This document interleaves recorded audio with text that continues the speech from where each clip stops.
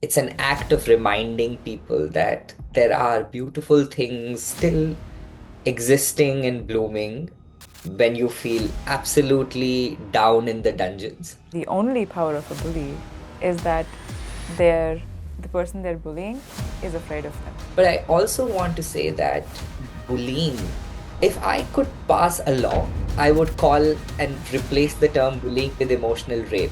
And Hmm. I say that it with that extremity because I think that is what it is. In the gallery of life so far, are you the art, the artist, or the visitor? But that's not the question. The question really is. When I say the word wisdom, what comes to your mind? Probably it's the image of Buddha sitting under a tree, a quote by Gandhi or Lincoln, or even a book that you read recently. For a lot of people, wisdom is this abstract concept that surfaces momentarily in their lives. But for our guest today, wisdom is his way of life. On today's show, we have Deepak Ramola. Deepak is a wisdom historian and a visiting lecturer at MIT, where he teaches a course on the meaning of life. He co founded a nonprofit called Project Fuel when he was just 17 years old. And eventually, when he was 22 years old, he quit his job to pursue the nonprofit full time. Project Fuel's goal is to collect the life lessons of everyday people and use that to create educational and artistic projects around the world.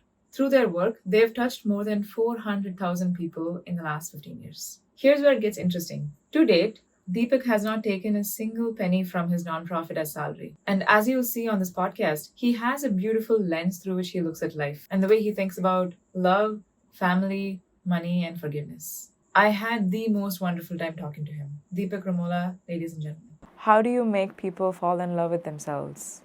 And I want to just start off there. That seems like a great place to start this conversation.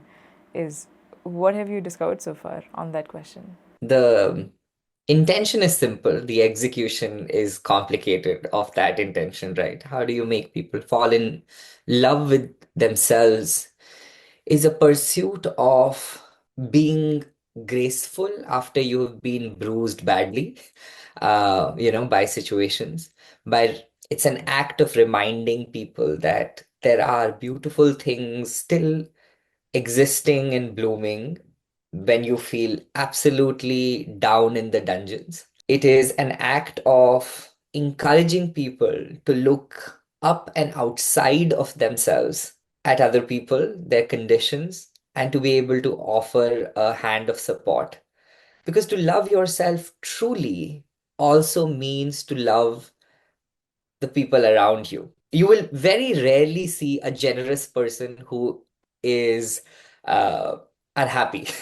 What I mean by that is somebody who is overflowing with the love for themselves will only find it in other people to put it. A person who feels inadequate, short, will try to enter a room and defend oneself to get power, to get attention, to get applause, so that they feel now they are recognized and now they are loved and now they are complete. All that to say, one of the things that I've found in this exploration of helping myself fall in love with myself and people fall in love with who they are is the barrier of validation, or is the need for validation often come up as the biggest obstacle. I believe, Soundarya, in every human being there is a little pond of inner quiet Hmm. as we grow up and as we are born. Capitalism, hedonism, consumerism tells us that our purpose in life is to grow that pond of inner quiet into a big leaping ocean with thousand waves. But that's not it. If we can even dare to protect the little pond from drying up, we would have had a successful life. So it's not about the scale and the grandiosity of growing that pond. The follow-up question then comes to mind, okay, how do you preserve that pond of inner quiet inside you? And one of the ways I've found working in that preservation process is to find out, what do you not need validation for anymore? What do you not need validation for anymore? What Hmm. has already been validated, vouched, convinced, evidenced by people's actions and reactions towards you. So if you come into this conversation and all you want to know is if you ask good questions, we'll spend a lot of time just doing that.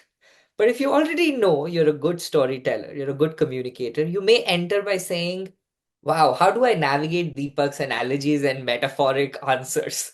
Right. Or who is this person and what do they need? Or how do I help them tell that story? When we enter spaces in the world, classroom, family, dinner table, conversations with partners, any space in which there is a presence required, we switch on this mode of needing something. And my provocation, my request to people in the world is, how sooner can you identify you don't need the same thing over and over again? And when you don't need that, you can come into this room and say, Deepak, I'm a really good conversationalist. Which is to say, I really love a part of myself that is comfortable having conversations with other people. And I already know that. And because I know that, let's go. Let's do the best we can. There's so many things that came to my mind when you were saying all that. I like to think each of us have something called the inner Buddha. I'm not invoking Buddhism, but whatever it can be for other religion. Because I used to listen to this podcast called Secular Buddhism. Each episode is only 15 minutes, so it was just perfect, just enough time for me to go from my home to my co-working space a few years ago.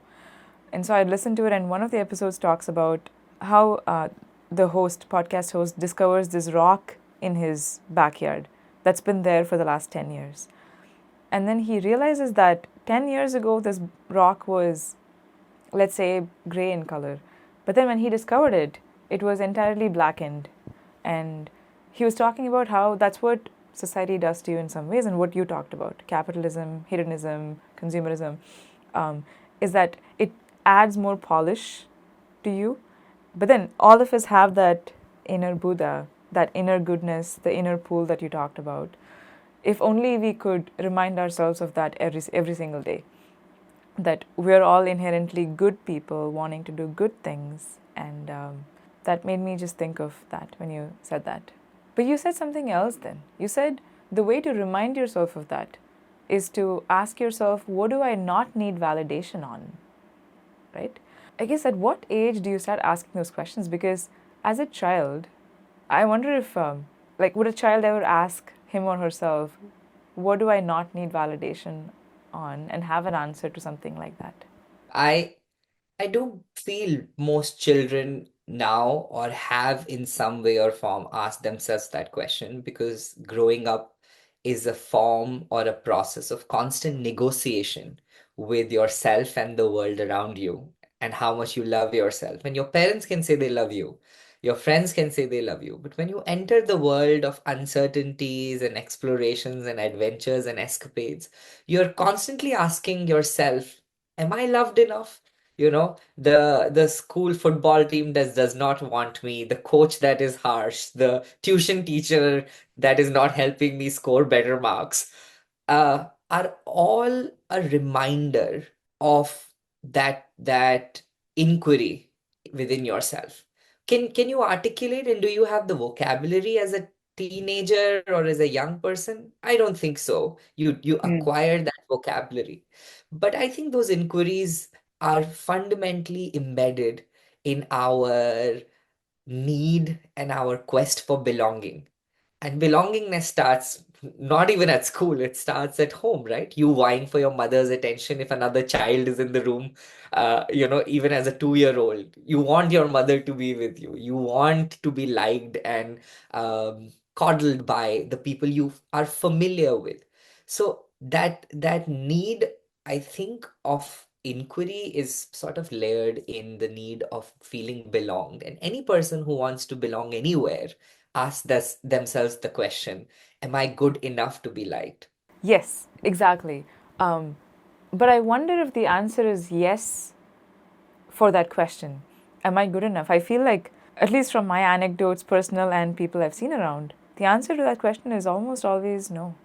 Meaning that it doesn't feel like I'm enough, because the coach who's harsh, the tuition teacher who's not willing to help you, all of those things serve as reminders for you that you're probably not good enough.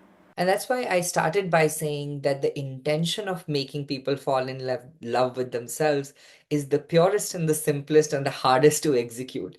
Because the world in which we live in, the suffering that we go through is all a roadblock to that meeting point, to the yes. You have to cross these little pools, little puddles, climb these little walls and tall walls of someone's narrow-mindedness, someone's ignorance, someone's hate that allows you to say, my answer is not even yes, is hell yes to me liking myself. Yeah. I'll give an example of this. When I was growing up, and I often share this story, I was heavily bullied for my voice. It sounds great on this podcast because it's 7 a.m. and it's a post-sleep voice, so it sounds heavy and thick. But growing up, my voice was very thin, Hmm. or petite, as they would call it. And I was bullied heavily for that voice by my classmates in school, to the point where I didn't want to go to school.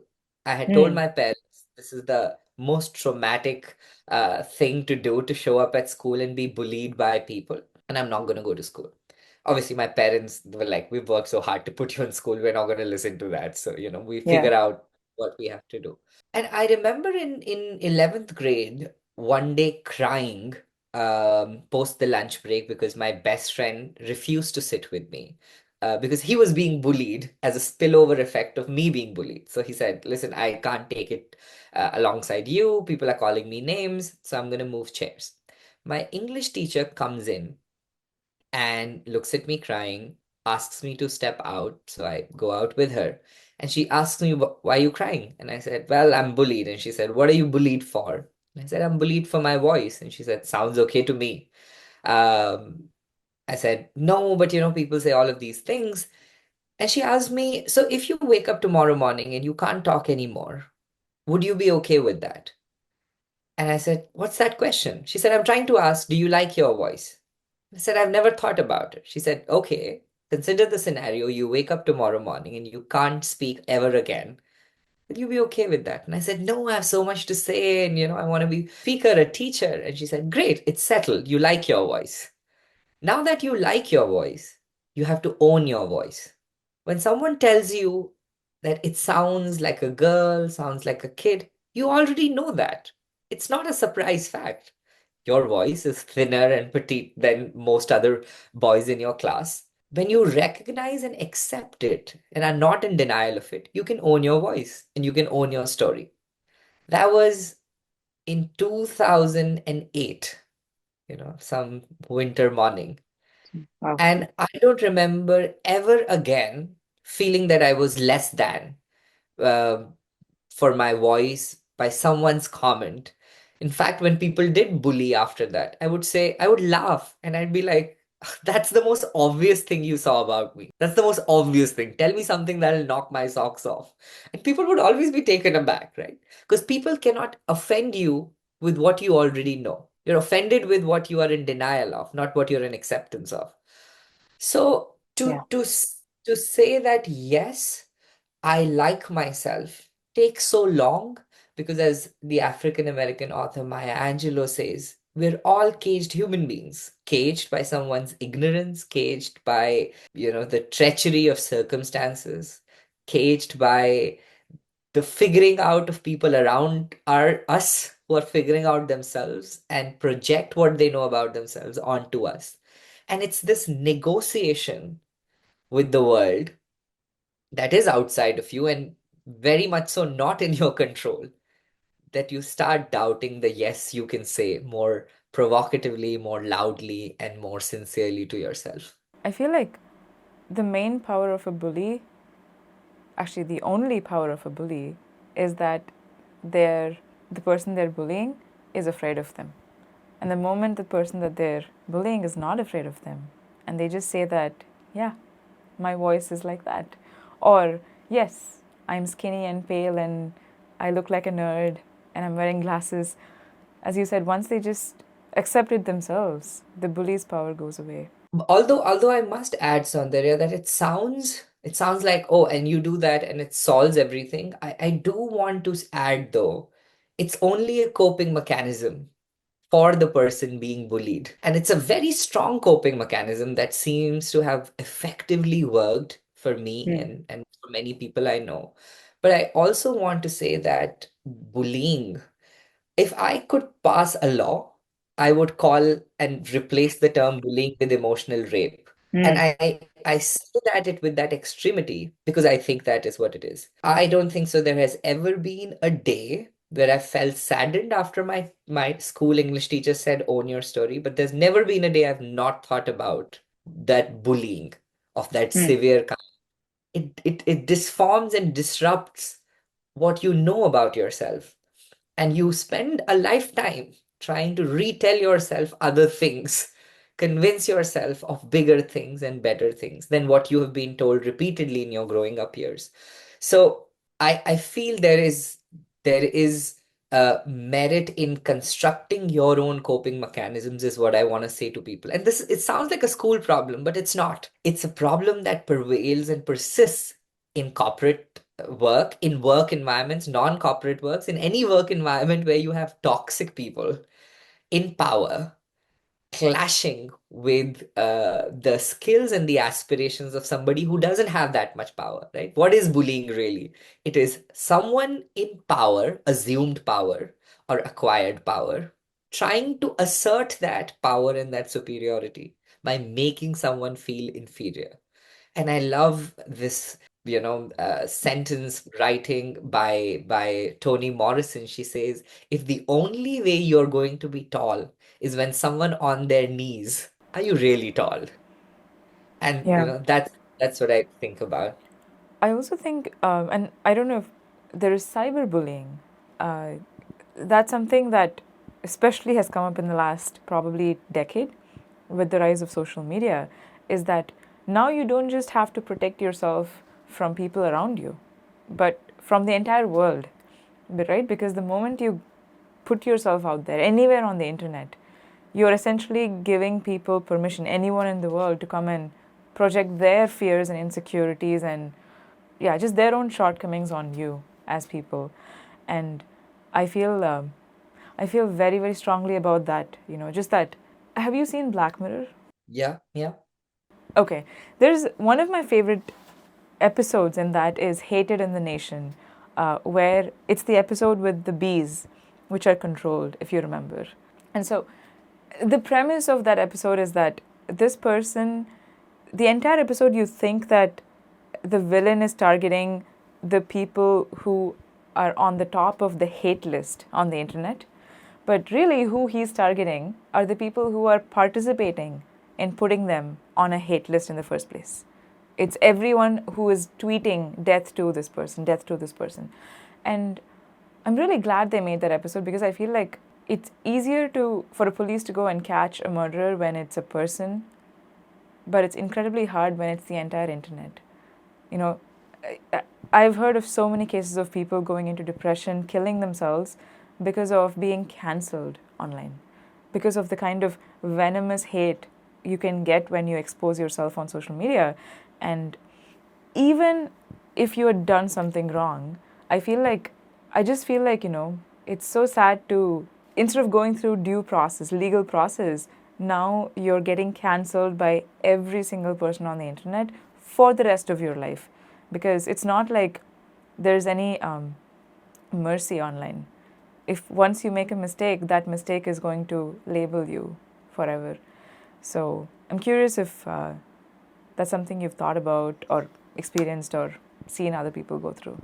I mean, I have an active social media presence, so I do see that, experience that in so many ways, for myself, but also my friends who have millions of followers and have to combat that sense of bullying and hate, maybe in a more grand fashion and scale for themselves every single passing minute. I agree with you, and I'm so glad you asked this question because it's a question of values. What do you really value, and what are your values? A person who values their time is not going to spend X number Yeah. of minutes going on someone's profile and writing a comment, right? Like they will use their time more judicially to follow a page they like, to reflect on something they read, to even, I think send a post that resonated with them to 8 other friends. I find that much more productive. And I don't say productivity in the sense of reward or incentive. I say productivity in the sense of I really like the use of my time, and that's what I value. So that's the first thing. What do you truly value? The second thing is that what are your values? If your values are to be unjust, which is not a value, but it's a counter of a value. If your value is empathy, if your value is authenticity, then you're never going to take up a social media handle and hide behind it to call somebody coward, colored, this thing, a racial slur, a sexual profany. Like, you will use the value of authenticity to show up fully. And so a lot of people in the world who do that, I feel, have a value struggle. They are truly struggling for value. And because they struggle to find what their value is, what they end up doing is, almost spitting or, internet spitting on other people. Because what they need is attention, because they think this is my value. This person responding to my hateful, vengeance comment is going to be me showing that I have power. Mm. But that's not power. That's you just cornering somebody at the end of the street like a thug in a virtual universe and asking them to pull out their money. Now, there are chances that person has nothing in their pocket, so they will not even reply. They will keep going, they will carry the trauma of it. The second thing I want to say to that is it always helps to zoom out and look things from a larger perspective. Average human life expectancy is anywhere between, now further reduced or further enhanced, depends on what part of the world you live in, but between 65 to 75 is an average human life. Mayans in Mexico traditions say that there are three kinds of death that someone has to go through if they're born. The first death is when your organs stop working and Mm. everything in your system sort of, conks off. The second death is when the physical body transitions. So either you're cremated or you're buried or, whatever happens as per cultural rituals and religious affairs. The third death and the final death, they say, is in what context and with what tone and with what idea was your name taken by the last person for the last time on planet Earth? That's really the death we control. Mm. What's who's going to be the last person on planet Earth? And in what way will they say your name before nobody else says your name? Happens to so many people, right? Like, we've had 60 billion people live on Earth. We know the famous ones. Um, But there comes a point where, for most of the people who have not their name registered on the books of history for popular culture, that name will cease to be taken. Right? I Mm. don't like I don't even know my grandfather's grandfather's Yeah. grandfather. Like, who Yeah. is that? That's just a term, a bucketed term on grandfather, but I don't know their name. I don't take it. My parents, like, it's hard because you move generation by generation and relationship by relationship. The point the place I'm going with this anecdote is that third death is the only one you control. And by giving the power to random people on the internet to see that you have been hateful, you have been, insecure, I hope doesn't get to a point where you are remembered for the last time on someone else's deathbed as that person who made their life miserable and they didn't even know you by first name. I Mm. think that's a really miserable way to make use of the 65 years on planet Earth, and the really corrupted way to twist your last death, which you have control over. Have you thought much about your own three deaths and how you'd like to be remembered? I mean, the first two don't really matter because they are not in control. Mm. Um, the third one I have given consideration to, and I think I would like to be remembered as someone who had conversations and always was able to build constellations between this anecdote in the Mayan life and the bullying and a childhood teenager and a Right. podcast that Soundarya does. I want to be remembered as that constellation builder within communities, within rooms, within people, because I think that in isolation only we succeed, in constellation is much more powerful, much more brighter, much more recognizable, much more standing out in the larger cosmic metaphor. And the other thing I think about is on the subject of death is I want to leave the world empty, absolutely empty, not feeling full, not acquiring, not feeling pent up. Hmm. When I go, I want to go feeling I did the best I could. I used all my skills. All my ideas became real, tangible realities into execution. So empty. And Soundarya, it is so hard to empty yourself. Because even if you don't consciously acquire, learn, consume, even for 24 hours, you have already done it because you are surrounded by situations, people, media, life that fills you up, right? You say, okay, today I'm not going to read anything, I'm not going to do anything. You go on Instagram, what you're doing is consuming. You go on LinkedIn, what you're doing is consuming. So you're filling yourself with visual cues, auditory noises, signals, music, understanding, thoughts. The hardest thing in the world is to go empty from the world because the speed at which we acquire and the speed which we unload is not the same. It's actually inversely proportional. And so I hope to be at a place in life, and I try to do it every day, honestly. I try to, if I learn a good life lesson, if I learn a good piece of anecdote, if I see something amazing, I send it so quickly to people I love and I bury them in people as my treasure boxes. Just last night, I saw a website of a guy named Bayo Ako Malafe, if I'm saying it right, Bayo Ako Malafe, thought leader, novelist.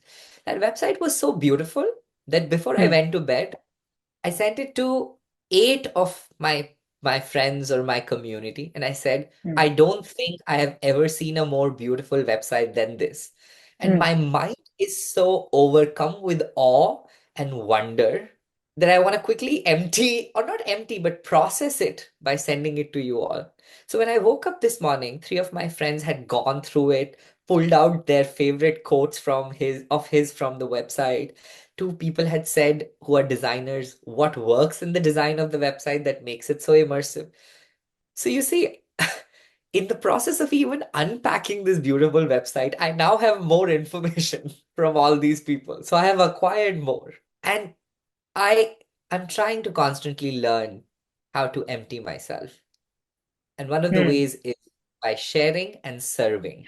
What's interesting about the way you emptied at least this website is that it led to more consumption the next day, and then emptying and consumption and emptying. It's a back and forth that keeps happening on a daily basis. But I think what you're really saying is emptying requires someone to reflect, to pause for a bit from consuming, and just, even if you hadn't sent that website to 8 people, even if you had literally just spent 10 minutes thinking about the website, thinking about, what did I really like about the website? I like this. I could use this for my website in the future. Um, I feel like that is still better off than moving from one consumption to the next, to the next, to the next. It's like, when you go to a gym, before you lift things or in between sets, you're asked to stretch. Emptying is trying to stretch, to really release the pent up energy and to gather more energy because whatever you're going to lift next, whether it's at the gym or when you go home and it's a big container of food, you are lifting. So I use the analysis and the analogy of people saying, I don't want to lift when it comes to, oh, I'm not acquiring. You are, Because when you live, you're lifting things. You lift a laptop, you lift a glass of water, you lift your phones. You are lifting.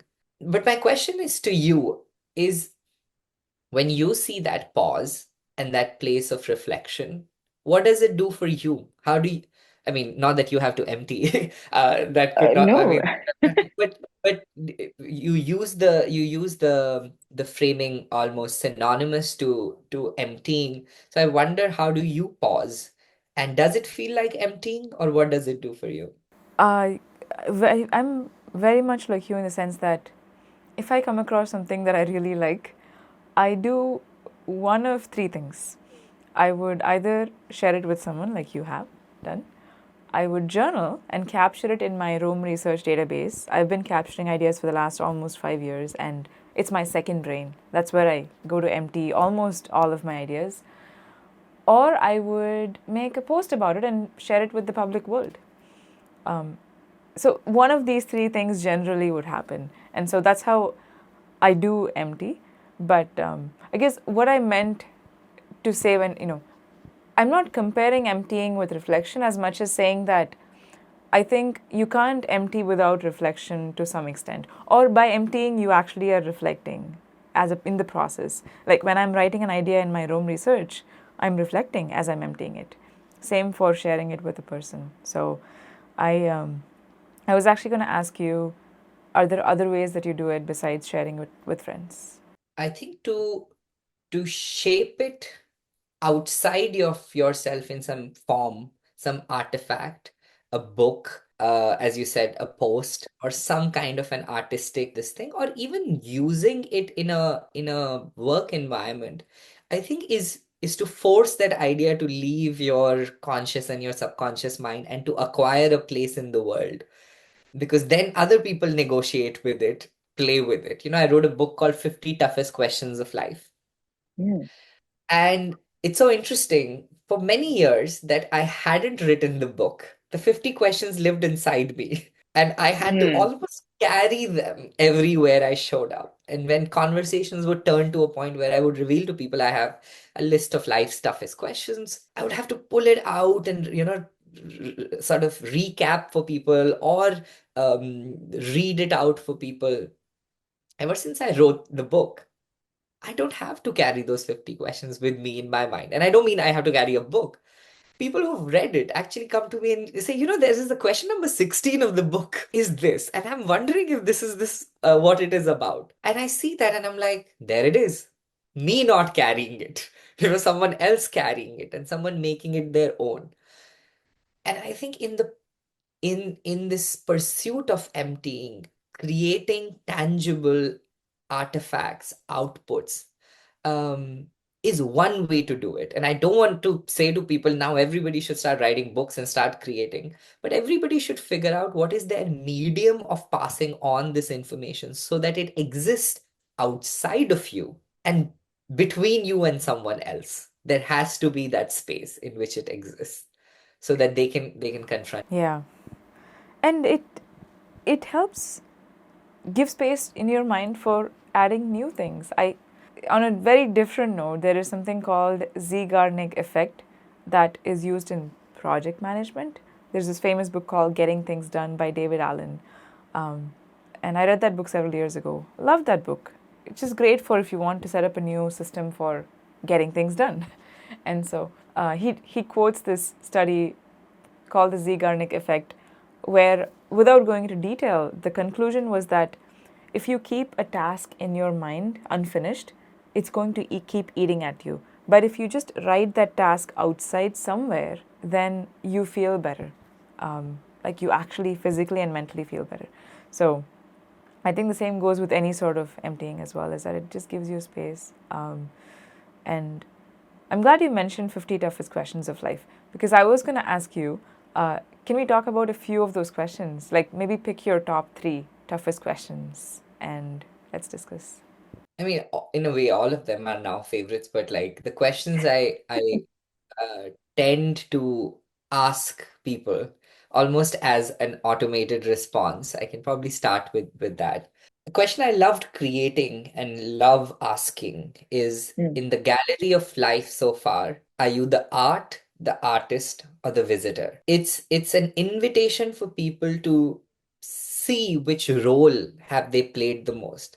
And I'll tell you what happens to most people. They're like, oh, I'm all three. I'm an artist somewhere where I'm building things, or I'm a visitor somewhere where I'm observing things, and I'm an art somewhere where I'm being admired or loved. But that's not the question.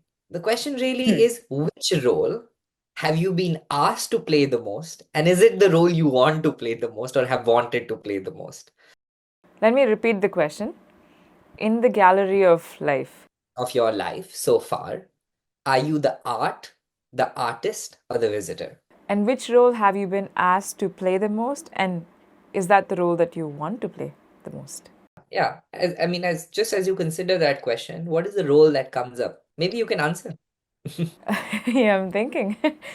um, I think very visually, so I'm already thinking in my mind of myself, standing inside a museum, watching art on the on the wall, where the art, I think of the art as things that I have created in my life, and I think of the role as the artist as when I am creating something, and visitor as when I'm not in the driver's seat of my life.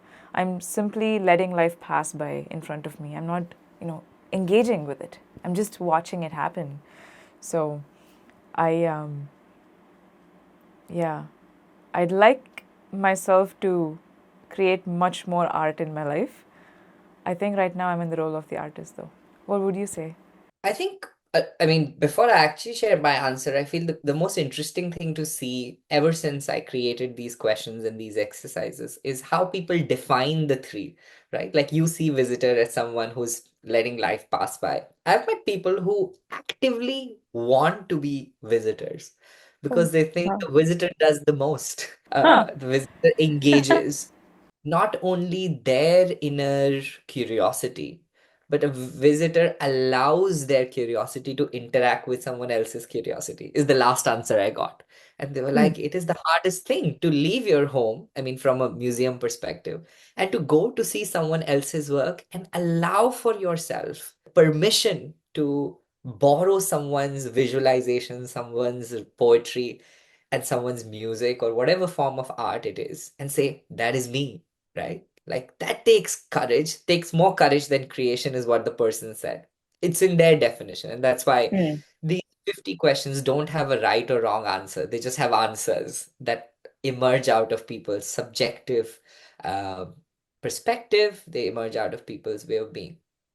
I think I have been art for a long time. And it's a question that ruffles, I mean, it's an answer that ruffles a feather for a lot of people. Like, what do you mean by your art? That's such an egoistic answer. But that's the point. You can feel whatever you feel. And I felt art because I thought even if I wasn't collecting wisdom, even if I wasn't studying wisdom, I felt special just in the way I was. And I don't mean art also in the way of like, oh, I'm some amazing, genius with some incredible IQ level. I mean art because the canvas and the paints, no matter how much the artist tries to work through, have a little bit mind of their own. And the paint will drip a little extra.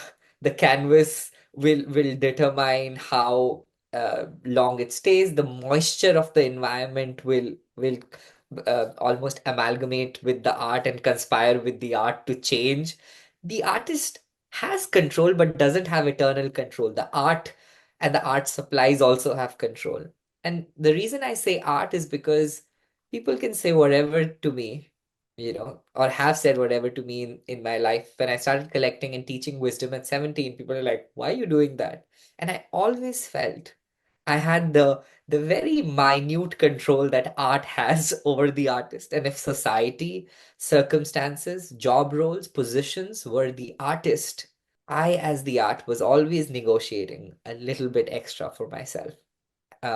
So in that inclination, my goal has not been to be brilliant. It has to be memorable. And I think that's why probably the answer has been art. Although in this phase, I would say I'm playing more of a visitor, which is so wonderful in itself, because it's surrendering to what's happening. It's letting go. It's um, being an observer and not being observed. It's that. And Hmm. I like that very much. So I that's only one question. We can do an entire podcast unpacking one question. I know. And as you said, it is.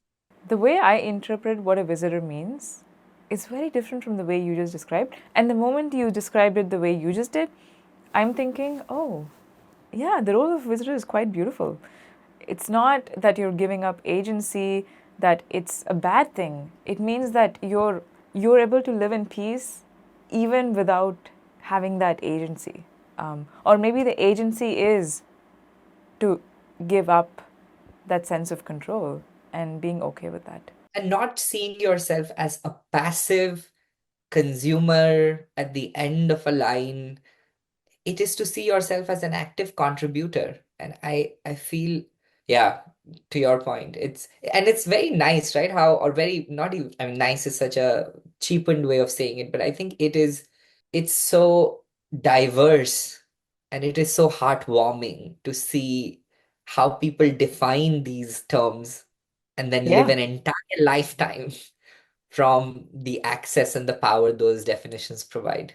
You said this is the question that it took you the longest, or you had the most fun writing this one? It's the question that I think, and the question emerged in 10 seconds, but I had the most fun asking over the years. Asking. Ah, Yeah. The question emerged. You spend a lifetime doing this work. There are questions all the time in your head that are popping in yeah. up. I think it was interesting because it made me look within and say, who are you really? And what have you done? And it was very hard. It's a fun question, but it's a very hard one to answer truthfully, because you can pick convenient answers based on public definitions of what an artist, and visitor means. That's the most convenient thing you can do. But to authentically, honestly answer means to go to a part of yourself that is willing to unlearn the conditioning regarding these three terms, and then pull Hmm. out of yourself a vision, a way of knowing yourself that's vulnerable. Anybody who answers these questions, 50 toughest questions, any questions in the world that inquire you to be introspective and articulate that expression outside of yourself, is an act of incredible vulnerability. And that's why I love this question so much. This is going to eat at me if I don't ask. So, what is the how do you think of the artist? Because you talked about the art and visitor. What is the artist doing? Is that the person who is creating something? In my world, or in my definition, an artist is a person who is who's leaning into their wonder from a place of power with the abstract. A person Okay. or a position that is absolutely comfortable with dealing with an abstract, that's comfortable with dealing with the blankness, that's completely okay with saying, I don't know, but we'll find out. In my definition, a visitor doesn't say that. The visitor is like, okay, I'm going to a show. It's Picasso's work on display. I don't know which one I like, but there are already guardrails to what you like and what kind of art will invoke what kind of reaction. An artist, I think, needs the dough of abstraction and Hmm. forms it into beautiful sculptures of meaning. And so, yeah, for me, that's what an artist does. Once again, very different from what I had interpreted as. And you said something like an artist needs the dough of abstraction, is what you said. I was reading, don't even ask me how I got to this, but I was reading a letter that Van Gogh wrote to his brother in 1883, I think. Somehow I went down a rabbit hole and came to this. And in that, Van Gogh says, and he's 29 years old when he wrote this letter, he says, in the early days of an artist, there is this great ambition to want to master the art, but an equally great lack of self-confidence and a fear that you may never master it. So I just thought of that when you said that, because I think as much as an artist thrives on the abstract, I also think it's scary to be in that place. To be like, I have no idea what's going to come up next in my life, but I'm ready for it and I'm going to welcome it with all of my might. Just wanted to say that. Yeah. Yeah, that's very powerful, powerful quote. Thank you for sharing it. When you talked about emptiness earlier, I thought of when you said, I want to leave the world empty, I first thought, oh, I think he's talking about money, that he doesn't want to be buried with $1 million, that he wants to leave the world completely empty. I don't want to own a single penny when I die. Is that also something you meant, perhaps? Really, I mean, we use money as a contrast or almost as as this enemy that we fight for our purpose with. I see it as an enabler. And that's why, a lot of my friends who draw like a six-figure paycheck love me because I don't villainize money. I Huh. really don't.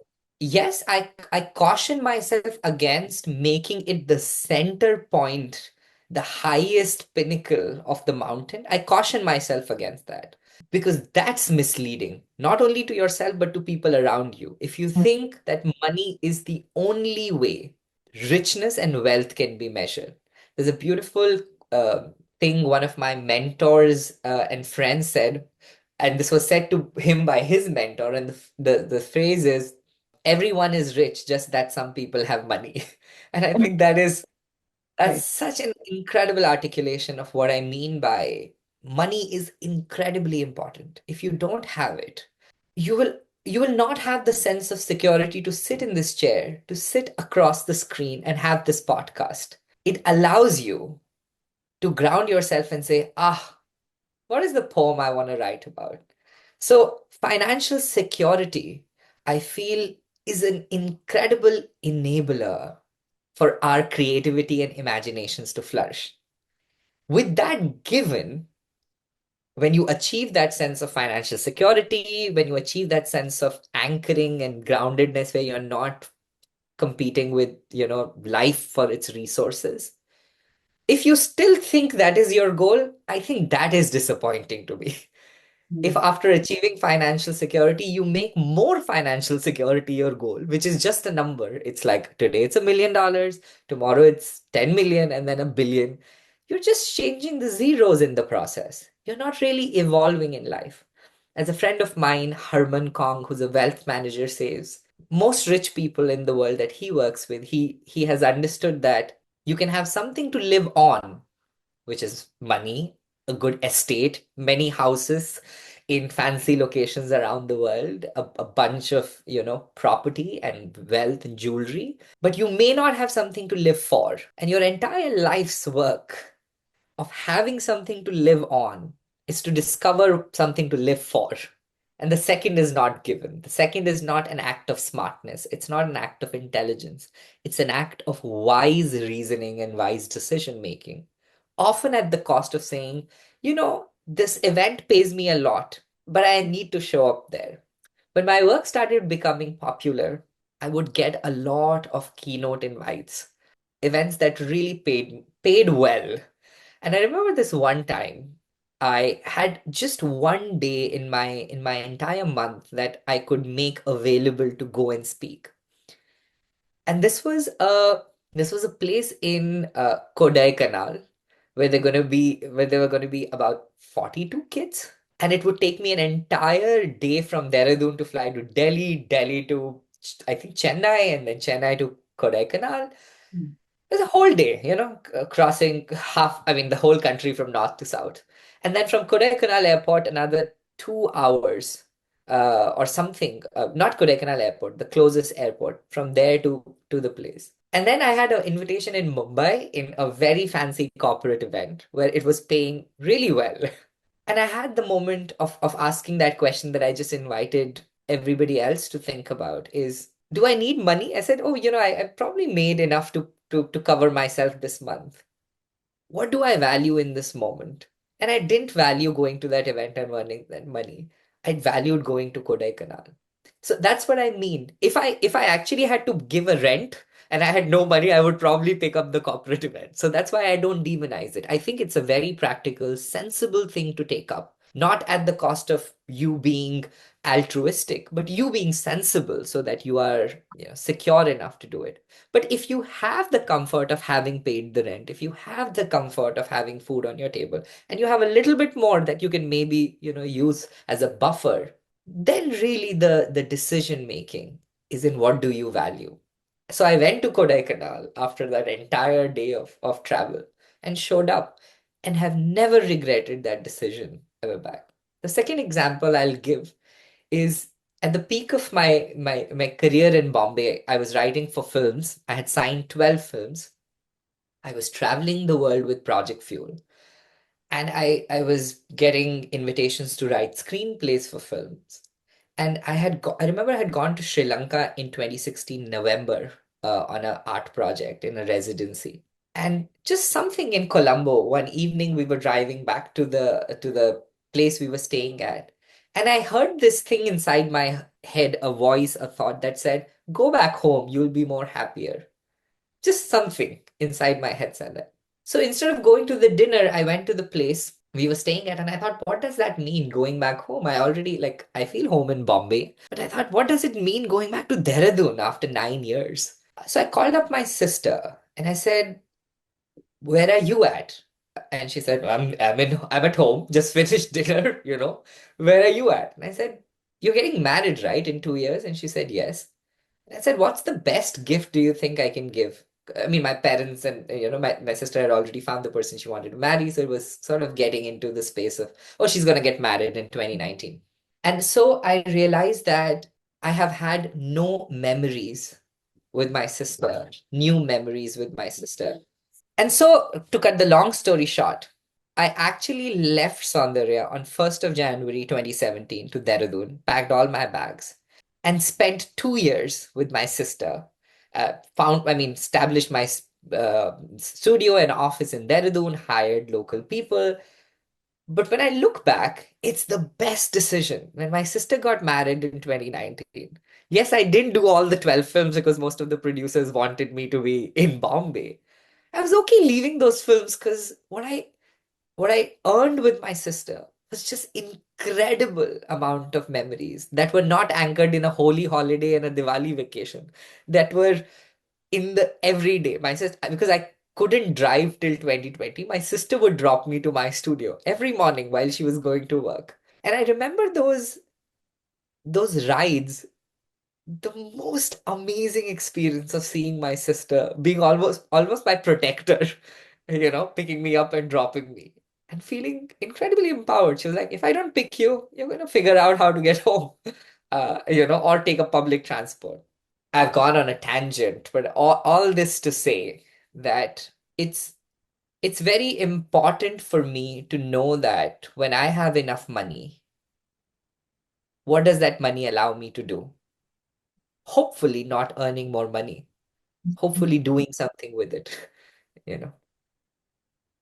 I think the best things come out on tangents. So I'm really happy you went on that very beautiful tangent. Really, these are the kind of stories that when people listen to, it makes them stop and think, "Hey, what am I going after right now? Have I made enough memories with my sister and my brother and my parents?" Because I thought that when you were sharing that story, I thought, have I made enough memories with my family, or just with people I love in general? And nothing. I was just going to say that it's never enough. And I think you only know that when someone passes away, is you realize Yeah. all that time we could have been together. Yeah. Loss is a great alarm clock. The problem is, uh, the alarm clock rings and wakes us up for a while, and then we again drift to sleep. So what is that perpetual alarm clock? I don't know. But yes, we need more alarm clocks in our lives as friends, as people, as mentors who remind us and say, "No, that's not the path. Do better. I expect you to do better." Every time I have done something incredible, the people I'm surrounded by say, "Congratulations to you. and we hope you can use it to uplift someone else. There's a friend of mine who always says that ever since I was 18 years old, that, oh, great, you got into Harvard. Oh, great, you're teaching this university in India. Oh, great, you won this, you know, Sahitya Academy Yuva Puraskar nomination. You won the Jaipur Literature Writer Prize. And now what are you going to do with it? And it's so interesting because that phrasing is not like, oh, you did something and you got to this. It's like, and now what are you going to do with it? What are you going to do with this power and the privilege and the tag? Mm. Does it allow for someone to think differently? Does it allow for someone to say, life is hard, but it's also beautiful. I can do that. Or is it going to allow somebody to say, he did that. He's not even talented. Imagine if I do it, how much better can I do it? Right? Like in whatever sense of the way it allows people. There's a Harvard professor, Clay Christensen, who created the innovator's dilemma and the disruption theory. He's very revered around the world, mentored some of the biggest companies that have come out in the US. And his last class, before he passed on, was taking his entire management theories, taking his entire business theories, and applying it to life. And the class used to be called How Will You Measure Your Life? And one of the things that Clay Christensen said, which I love, is that it's easy to discount relationship with your partner, your parents, your children, your loved ones, because they're not immediately profitable. It's so many people uh, work under the veil of working more, being late at night at work, or overworking themselves, even when they don't need the money. When you need the money, yes, it's understandable. Our parents have done odd jobs to bring us here. But for people who are comfortable, who are earning a substantial amount of money, they will still prioritize that because it's immediately profitable. It's lucrative. You do a presentation, you crack a deal, you sign an agreement, voila, right? You hire more people. It's such a process. You raise kids. You don't know if they're going to be good people only 20 years down the line, you will figure out what is their positionality in the world, what's their ideology, how empathetic they are. You spend time with parents who are rigid and stubborn because they are brought up in a generation and you try to be nice to them. It's only in your growing up will you find out what traits of your parents have you acquired that you like and dislike. My mother is loves cleaning and loves uh, what do you say, everything being prim and proper. And so when we would come back from holidays, no matter what time we arrived and how tired we were, she would always unpack the day she landed or the day we reached home. It's not next morning. Even if it's 12:30 in the night, she would unpack it and then go to bed. I absolutely despised it. I used to tell her, the world is not ending tomorrow. You can do this tomorrow morning. This is you just being finicky. Just the other day, I landed back from Boston and I found myself doing the exact same thing. I landed at 11:45. I could be in bed by 12, but I actually unpacked till 12:40 and then went to bed. And as I was falling asleep, I was like, oh, there it is. I never thought what I despised about my mother's trait is me too. And so these things that you cannot calculate on sending an email, in signing a legal agreement, are things that make us who we are. And if we don't give time to them, if we don't give time to relationships that allow us to discover who we are, we may never truly know. And I feel that's a sad place to arrive in life. At the end, whatever that end is, the Tibetans say, whether tomorrow or the next life, what will come first, we will never know. So if that end is that ambiguity, let ourselves be sure that we did pay attention to things that were not immediately profitable, that were not blaringly, jarringly incentivized. Human relationships are that, and I hope I can do better, in that pursuit. Oh, I can keep listening for a long time, you know, because I think the things you're saying, I often think that, or the reason why we love to read books and watch movies, and especially movies that have a moral behind it, is because books and movies and any medium can convey things that we've been thinking already, but just in articulate, eloquent, clear, beautiful words. And I think that all the things you just said, this entire discussion that we've talked about, touched upon things that everyone is thinking about: bullying, money, happiness, meaning, relationships. But it takes a certain kind of reflection, emptying, and just, I don't know, wisdom to put all of that into the right words, and I really think you've done that beautifully. Thank you. I spoke to this woman, Ping Fu, the other day, and she said something. So I collect life lessons for a living. So I asked her what her life lesson was, and she said something so beautiful, which probably is also a nice way to wrap this conversation. She said, "I don't want more. I want all. The all that includes the less and the mess." And I thought that's so beautiful, right? Like when you want more, you just want more. You just want that, that little additional. When you want all, you create room for even the less that'll come with the all. You create space for the ebbs and the flows. You create space for the valleys and the mountains. To want more is to want more mountains, right? Like many times that's what we are taught. And I thought that's so beautiful. All that includes the less and the mess. So being empty and wanting all. I think the perfection is in accepting that there's nothing called perfect. And I always interpret the movie or the book The Fault in Our Stars differently. I actually don't know how other people interpret, but I always think of it as, I think accepting someone means accepting the fault in their stars, accepting them for who they are. And that includes the things you love and the things you hate. And one of my close friends says that loving someone without having room for resentment is not really true love, because, and resentment is not a bad thing necessarily.